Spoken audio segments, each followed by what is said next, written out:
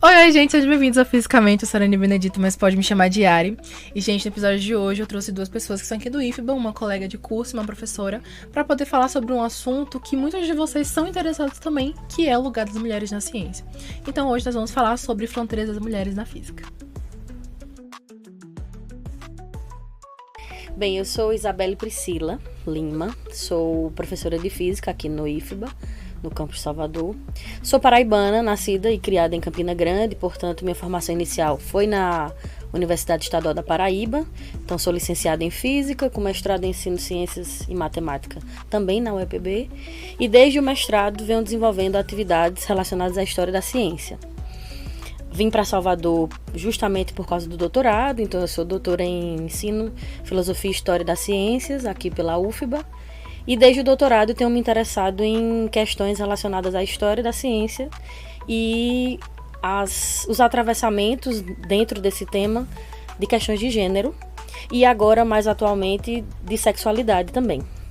Hoje eu sou coordenadora de um projeto do CNPq que se chama Meninas Oiá, que é um projeto que busca incentivar meninas e mulheres às carreiras científicas, né? Então tenho trabalhado muito nessa perspectiva de trazer mais e mais meninas e mulheres para a física, para as ciências, carreiras científicas. Me chamo Amanda Agatha Borges Vidal, sou estudante, né, do Instituto Federal da Bahia, aqui no campus Salvador. Estou concluindo esse semestre meu curso de licenciatura em Física. E durante todo esse meu processo, eu pude participar de alguns projetos, né? Sendo um deles o PIBIC, né? Onde eu tive a oportunidade de trabalhar e desenvolver um trabalho relacionado com as histórias, narrativa de mulheres, né? Nesse meio das ciências físicas. Como também tive a oportunidade de participar de projetos de extensão, onde era voltado mais para a questão da educação da física. E hoje em dia finalizo o PIBID, que é um outro projeto que seria a iniciação à docência, né? As duas têm pesquisa na área de mulheres na física, as duas estudam isso, e um dos motivos de eu ter pensado em vocês duas é isso, porque eu acompanho o projeto IA, então eu vejo como a gente acaba trazendo uma representatividade das mulheres na física. A gente falou no passado sobre isso, inclusive alguns episódios onde as próprias convidadas do Pergunta ao Cientista, elas falavam sobre as suas trajetórias dentro da física e dentro, assim, das universidades e afins, o como era e o como às vezes o lugar que elas estavam só tinham homens. E às vezes era aquele negócio, tipo assim, você tá dentro de um apartamento com 30 homens, só tem você e mais duas de mulher. E aí, a primeira coisa que eu queria perguntar pra vocês, e aí quero que vocês me tragam essa questão, é o como a história ela acaba inviabilizando as mulheres na ciência. Porque assim, primeiro momento você chega na física, você escuta sobre Newton, você escuta sobre Feynman, você escuta sobre muita gente, mas cadê as mulheres? Você não escuta tantos nomes femininos, você escuta em algum momento Liz, em algum momento você escuta o Rip, que é muito famosa e tal, mas as mulheres, como a história ela invisibiliza as mulheres na ciência. Primeiro, obrigada aí pelo convite, né? É muito bom pra gente fazer parte desse momento, assim, tudo que for pra divulgar o trabalho, eu acho que é muito válido, né? Então, eu acredito, Ari, que primeiro a gente precisa entender que as narrativas históricas, elas são enviesadas, né? Então, a gente hoje, e aí dentro dos cursos, vamos falar do nosso lugar, né? Ali da física. A gente tem narrativas históricas que são contadas por grupos que têm interesses individuais. Esses grupos, ao longo de toda a história do mundo, né? Eles tiveram seus interesses de trazer narrativas, especialmente de pessoas parecidas com eles, né? Quem são essas pessoas? São, na sua maioria, homens brancos do norte global, que contribuíram com física, química, conhecimento científico de um modo geral, né? Então, essas narrativas, elas são propagadas, né? Se a gente, por exemplo, pegar aqui um recorte, que, inclusive, tenho falado muito nas minhas aulas de história, que é o recorte racial, existe também o grupo dos interessados em esconder essas histórias. Do mesmo jeito que existem as pessoas que querem esconder contribuições dos povos, né, africanos, né, a gente também tem os grupos que querem esconder as histórias das mulheres. Além delas serem poucas, porque elas são poucas, por razões mil, né, que a gente pode citar aqui, sei lá, porque eram impedidas de frequentar escolas, historicamente. Apesar de serem permitidas nas escolas, nem todas as mulheres poderiam ingressar, porque tinham... A questão social também. Isso. Tinham interesses de seus maridos, por exemplo, que não eram, vamos dizer assim, iguais aos delas, né? Mas a gente também tem esse interesse de, ainda que poucas, elas não estarem nos nossos materiais didáticos, que eu vou falar de didático, que é o que chega para todo mundo. Sim. Então, nós três aqui somos três mulheres antenadas. Sim. A gente conhece razoavelmente esses nomes. Se a gente chegar hoje na sala de aula das calouras de física, elas não vão talvez citar nem essas poucas que a gente trabalha um pouco mais, né? Então, historicamente, a razão pode ser essa, que existem as histórias, as narrativas que são criadas para essas pessoas que têm interesses de ofuscar nessas contribuições. Não só isso também, eu acho, mas pelo que eu venho percebendo, vem a questão também de quem está contando a história. Exatamente. E aí que eu vejo figuras como Liz Meitner, como Marie Curie, que são assim, para a mecânica quântica, pelo menos, que a gente vem trabalhando no podcast durante um ano e esse ano também, os pontos, assim, que assim, as pessoas mais conhecem, algumas outras também, que têm uma grande visibilidade. Mas, não só isso, mas eu acredito também que, assim, são poucos nomes que a gente conhece. São poucas mulheres, no modo geral, mas são poucos nomes mais ainda que a gente acaba conhecendo. Mas aí, por exemplo, como essas duas e outras que a gente também tem, como a física, elas trazem essa física e como, apesar de tudo, elas conseguem quebrar barreiras tanto sociais, quanto institucionais, quanto a barreira de gênero, quanto a barreira social também. Então, como é que personalidades como elas conseguem vir trazendo e quebrando essas barreiras e, tipo assim, estamos aqui, fazemos parte da ciência, mesmo que vocês não queiram, somos parte fundamental da construção da ciência. Eu vou falar dessas e depois a Amanda traz outras que não estão aí citadas.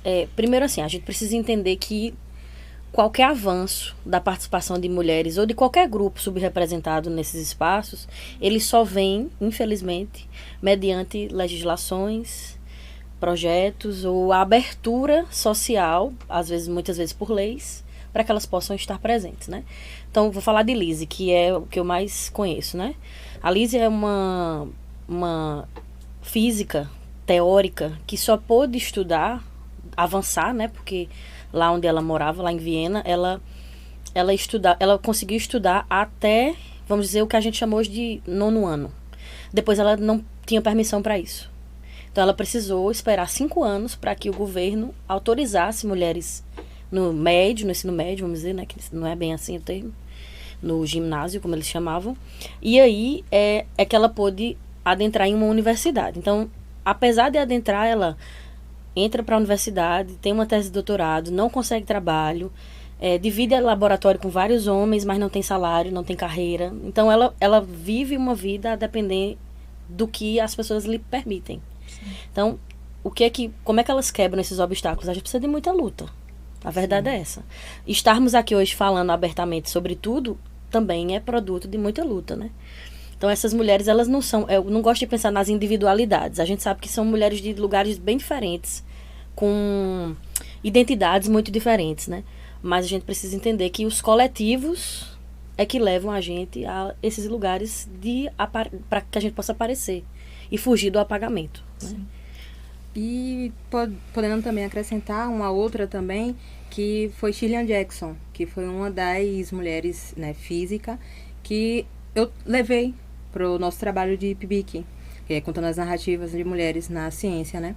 E ela foi uma das primeiras mulheres negras, né, a poder adentrar ao MIT. Sim. E ela era também da parte da física teórica, sem falar também que tempos depois foi que ela conseguiu alguma premiação, né? Conseguiu trabalhar também para o presidente, né? No tempo era Clinton. Uhum. Mas mesmo assim, se você for pegar a questão do tempo, né? E fazer um comparativo, das duas mulheres para os homens é muito discrepante. O reconhecimento, esse, como a Priscila havia comentado, o ingresso às universidades que demoraram para elas poderem estar lá presentes. Então, é importante saber, né, os fatos históricos de todas essas mulheres que contribuíram para o desenvolvimento, né, dos fenômenos físicos. Pontuando também que uma das contribuições muito importantes de Shirley Ann Jackson foi a da física, da fibra óptica, né? Então, ela teve essa grande contribuição para esse fenômeno físico. Então, infelizmente, não é comentado. Acredito que muitas das pessoas não conheçam, né, a história dela. Muitas de nós mulheres que estamos iniciando na física, como foi comentado, né, as calouras, não sabem da história dessas mulheres. Sim. E seria interessante trazer, principalmente para o material didático, como Priscila havia comentado, porque não vê, é bem raro mesmo. E uma coisa que vocês falaram, que é uma coisa que eu acho muito interessante, é a questão do seguinte: não só a questão das lutas necessárias. Por exemplo, ano passado, eu gravei com a professora Sônia Guimarães. E ela falou sobre toda a trajetória dela, desde a graduação até chegar no ITA. E que ela foi a primeira mulher negra a ter doutorado no Brasil, em física. Só que até hoje não é uma professora no nível mais alto. Não vou lembrar o termo correto que ela usou, mas no nível mais alto que outros professores chegaram, com menos tempo de casa que ela. Então isso me lembra exatamente isso, que assim, é uma pauta que nem sempre é tratada na graduação. E aí, por exemplo, o que a Amanda falou sobre a questão da fibra óptica. Todo mundo usa esse negócio. Exatamente. Todo mundo sabe que sua internet chega em casa por causa disso. Mas quando você vai ver quem desenvolveu, quem são as pessoas por trás, e não sei o que, você não pensa numa mulher que foi uma mulher que fez. Você pensa que foi um homem. Exatamente. E você pensa no estereótipo de um cientista, que é um homem branco europeu. E aí que vem a questão. Que a gente acaba vendo a física, não só a física, né, mas na ciência de um modo geral, a gente sabe que a física tem posicionamentos. Sim. Tem posicionamentos. Querendo ou não querendo, até mesmo, pelo que a senhora falou no começo, na questão de quem está contando, quem é que está passando essa narrativa. Então, quem é essa pessoa que está contando vai contar sobre sua perspectiva. A gente consegue fazer um paralelo com, por exemplo, a história brasileira, né? A história desde a colonização do Brasil até aqui. O Brasil foi descoberto, o Brasil não foi descoberto. Não foi. Então, assim, foi descoberto por quê? Porque quem está contando acha que descobriu, mas já havia um povo nativo. Então, assim, muito que a senhora fala. E aí que vem a questão. Considerando toda essa parte de desigualdade de gênero, essa parte de desigualdade, assim, de representatividade, de contar as histórias, de narrativas que tragam essas histórias, como é que a gente consegue ver, como é que a gente consegue fazer uma estruturação, uma reestruturação, não só uma reestruturação, mas é que a gente consegue ver isso muito presente, assim, momentos em que a gente vê que existe, que sabe, mas que essas histórias não são contadas, ou como essa estrutura ela continua sendo perpetuada. Então, como a gente percebe que tá ali, que existem outras pessoas citadas, mas elas não são citadas. Você quer saber como é que a gente percebe? O que, que a gente... A gente percebe como a gente consegue lidar com isso e mediar essas situações. É uma boa pergunta, porque é difícil, é o que eu falei. Perceber que há uma ausência... A gente não, como é que a gente vai se dar conta de uma ausência se a gente não sabe né? Da existência, exatamente, né? Então, é por isso que eu falo assim, o nosso papel enquanto professoras, né, e professores também, que os homens também devem estar imbuídos nessa questão. Eita, tô batendo na mesa.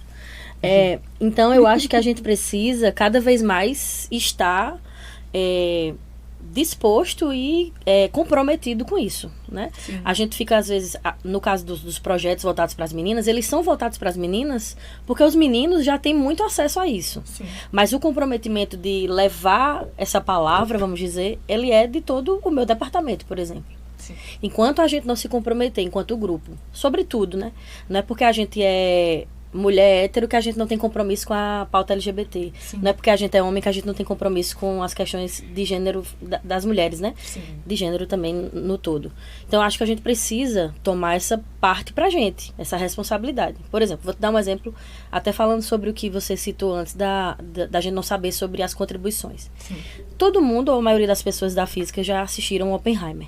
Sim. Foi um sucesso, né? Foi. Todo mundo falou, não sei o quê, teve críticas porque o filme era longo, porque não sei o quê, mas todo mundo assistiu, foi um sucesso de vendas, né? De bilheteria.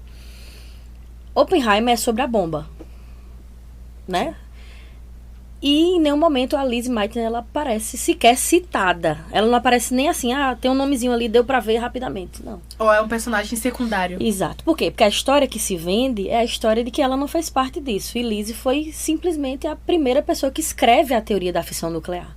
Como é que a pessoa que escreve a teoria da fissão nuclear não está num filme que fala sobre um artefato criado a partir de uma teoria física? Sim. Né? Então eu acho que é isso, assim, a gente não tem... E aí, onde é que entra o nosso papel? As pessoas vão assistir e a gente vai ter que fazer essa análise crítica, porque a crítica não vai aparecer no filme, mas a gente tem que trazer a crítica para a sala de aula, por exemplo, né? Da primeira vez que eu assisti o Oppenheimer, eu não tinha muita noção. Foi logo quando eu tava começando a fazer o podcast, começando a estudar sobre mecânica quântica e ver essas questões de da onde é que parte, quem tá presente, quem não tá, e também ver essa questão de representatividade também. Que querendo ou não querendo é uma parte que me pega muito, porque eu sou uma mulher na ciência, então eu acabo eu tava procurando semelhantes a mim pra poder me inspirar. E aí eu percebi o seguinte: primeira vez que eu achei o filme massa, eu falei, nossa, que incrível, não sei o quê. Da segunda vez que eu assisti, eu falei, ué, eu tô sentindo falta de algo. Eu assisti esse filme umas 3 vezes. Da última vez que eu assisti, inclusive eu assisti em conjunto, eu falei, eu acho que deveria ter uma outra pessoa. Porque parte de um princípio científico. Sim. E esse princípio foi criado por alguém. Uhum. Eu sei que a história é sobre a bomba atômica, mas ela conta muito a história também do Robert Oppenheimer. Sim, mas... E a formação, não sei o que, aquela agonia toda e tal. Mas cadê a parte que fala sobre da onde surgiu? Nem que citasse ou falasse, o filme é muito bom, de fato. Mas que essa teoria surge a partir disso e volta porque a senhora falou. Porque acaba tudo ficando muito amarrado, que a Amanda disse também. Que é que a gente não tem a fala, né? A gente acaba sendo... Não tem esse explicitar o que está acontecendo. Sim. E aí, não somente isso, né? Mas a gente, como a senhora mesmo falou, a senhora é da área de história, da ciência e tal. E aí que a minha parte, e a Amanda que fez esse início, que a minha parte eu queria que vocês me dissessem.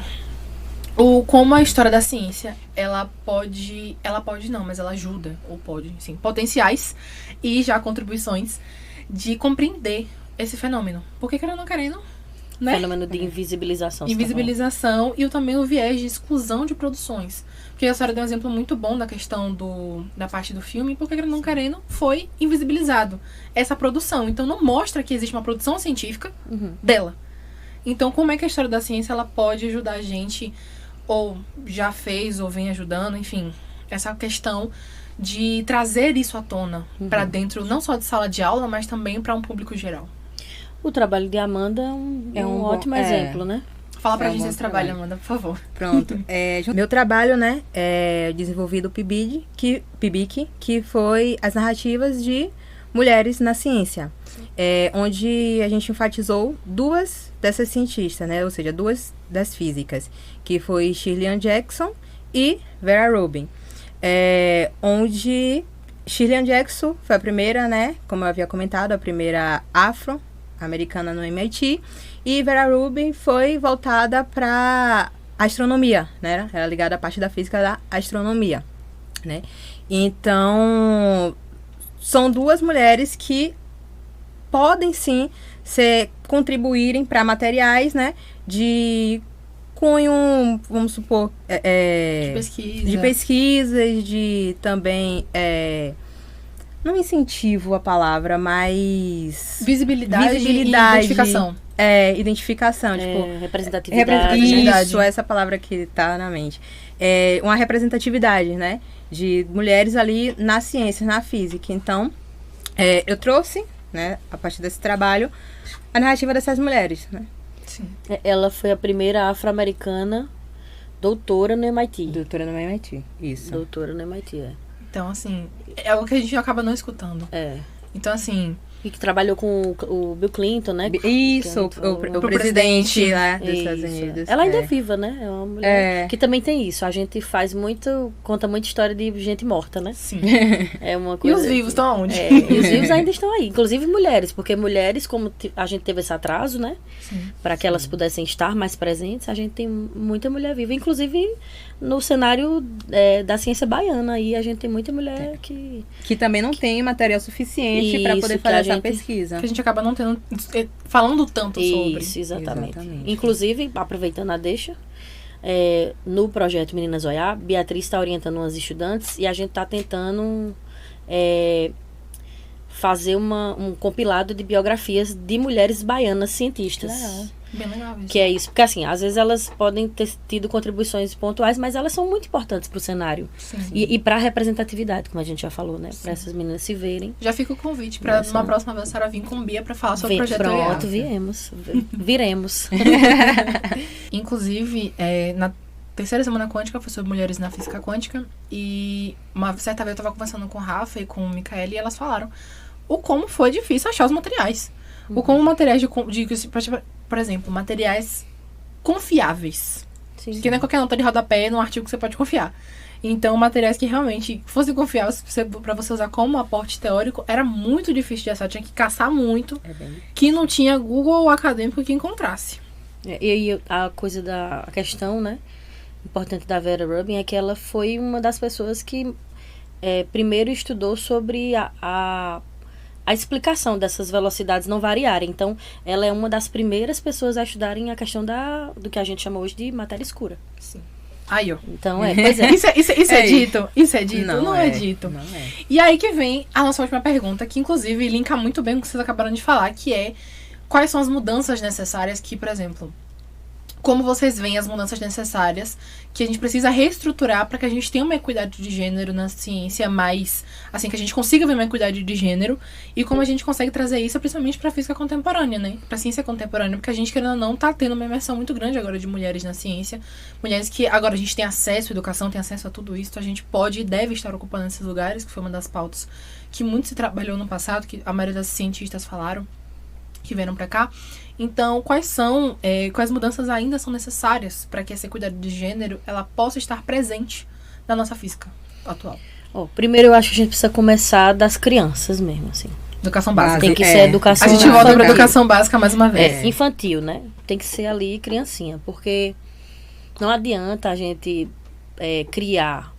Por exemplo, a gente tem uma estrutura de educação brasileira que já é discutido na literatura, que as crianças até o 4º ano, 5º ano, elas têm mais facilidade para atividades de investigação, são mais curiosas, né? Aí a gente tem ninguém sabe o que significa, o que é que acontece, né? Entre o 6º e o 9º ano, isso meio que se perde.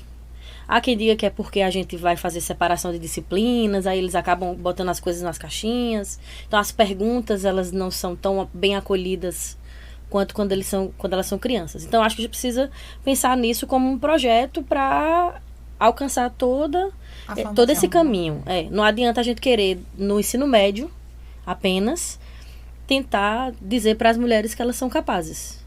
Até porque você sabe que isso é parte de um sistema, uma estrutura patriarcal vigente geral. Sim. É dentro de casa que as meninas são ensinadas a não querer ir para as ciências. Né? Essas áreas, né? Então, isso é um ponto muito sensível e muito importante. Assim, junto com todos os combates que a gente tem que fazer aí, com todas as lutas, né, que a gente tem que dar conta, é muito difícil a gente lutar contra essa estrutura que afasta e que está dentro da casa da mãe, do avô, na amiguinha e tudo mais. Mas a escola, como protagonista também desse movimento, acho que precisa ser lá no início. Esses projetos que a gente tem para as meninas do médio, a gente tem que usar também, tem que fazer também no Fundamental 1. Porque ela vai criando uma consciência de que isso é possível, de que são carreiras possíveis. Quando ela chegar no ensino médio, ela já vai ter mais visão sobre isso. Consciência de que, isso aqui é realmente. Porque depois chega no médio. Onde ela quiser. Exatamente. Pode também dizer, não quero fazer outra coisa. Não quero ser da ciência, eu quero fazer direito. Tudo bem, é o seu direito de fazer. Exatamente, ela tem que ter o poder de escolher, né? Porque eu sempre falo assim, às vezes é um balde de água fria que eu dou na sala de aula, mas a gente tem que ser muito consciente de que As coisas estão mudando? Estão, mas elas mudaram muito pouco. Vocês olham para o curso de vocês aí. Quantas meninas entraram esse semestre? Menos do que homens. Muito menos que 10%, talvez, do curso. Isso aí ou sei lá, vou chutar aqui 20%. Né? Isso é muito pouco ainda para todo o movimento que a gente pensa que está fazendo. Então não adianta a gente dizer, mas está mudando. Está mudando como? Cadê ainda as meninas? A balança não, né? E se a gente for olhar para a evasão das colegas de vocês, Exatamente. Quem é que tem evadido mais? As meninas ou os rapazes? A questão também, né, de quando chegar na conclusão, final do curso, é bem discrepante a quantidade de homens que concluem de mulheres. Exato. Então, é muito... Isso também perpassa por triste. Sei lá, uma coisa também dentro do curso, né? Sim, a gente também tem que ver essas elementos barreiras dentro também, do né? curso que são... Mas eu acho que o que a gente tem que fazer é ser otimista para não acabar com a fala pessimista. Né? O que a gente precisa fazer é seguir. A gente precisa seguir com essas iniciativas, que eu acho que elas são fundamentais. Essas Projeto IA, iniciativas, por exemplo. Isso, que tem recurso para fazer as coisas, porque a gente precisa de recurso. Não adianta a gente, vamos fazer atividade com as meninas, não tem uma bolsa. As meninas não vão ficar. Porque vocês sabem. Sim. Não ficam. Então a gente precisa de mais iniciativas dessa natureza aqui na educação, lá no ensino, na educação infantil, né? E no fundamental e tal. Mas eu acho que a gente tem que ir por esse caminho. E nós, enquanto eu, por exemplo, né, que estou dentro do meu departamento, é fazer a minha... O meu trabalho de missionária, como eu sempre digo, né? A gente tá ali sempre falando, porque é importante as pessoas tomarem consciência, ainda que já estejam com as suas carreiras consolidadas, né? Pro e Amanda, que é colega de curso minha, uma amiga também. Muito obrigada por terem vindo, eu fico muito grata com isso, porque trazer pautas sobre isso, eu acho muito importante, eu gosto de falar sobre isso, e principalmente, o Fisicamente, ele é um espaço para a ciência, para representatividade, para trazer, para divulgar a ciência principalmente. Então, por que não divulgar e mostrar para as pessoas quem também faz parte da ciência, aqueles que não são vistos, né, por muitas vezes. Então, muito obrigada por terem vindo, por terem aceitado. Tem mais alguma coisa que queiram falar, queiram trazer? Não, eu tô satisfeita. Tô feliz pelo convite, agradecer mais uma vez. Dizer que estamos aí para colaborar também das próximas. Muito obrigada pelo convite, né? Que inicialmente acabou na agonia, não agradecendo, mas muito obrigada pelo convite, de poder trazer, né? É um dos meus trabalhos que eu fiz durante todo o meu processo aqui. Da graduação. E finalizar meu ciclo, meu vínculo aqui. Com grande chave de ouro, né? Pois é, vai formar esse semestre, tem que ter, né? É. Os minutos dela de fama nas redes sociais. Enfim, gente, muito obrigada por participarem. Foi um prazer enorme falar sobre isso. E isso, vejo vocês novamente. Serão sempre bem-vindas aqui no espaço para poder a gente falar sobre mulheres na ciência, sobre educação, inclusive sobre o Projeto IA, que eu quero que vocês tragam pra gente o como tá sendo feito, o que é, e enfim, toda a parte dele, tudo que ele contribui. E a Amanda também, quando estiver no seu mestrado, trazer sua pesquisa pra gente. Então, muito obrigada, meninas, por participarem. Tchau, tchau, gente. Até o próximo episódio.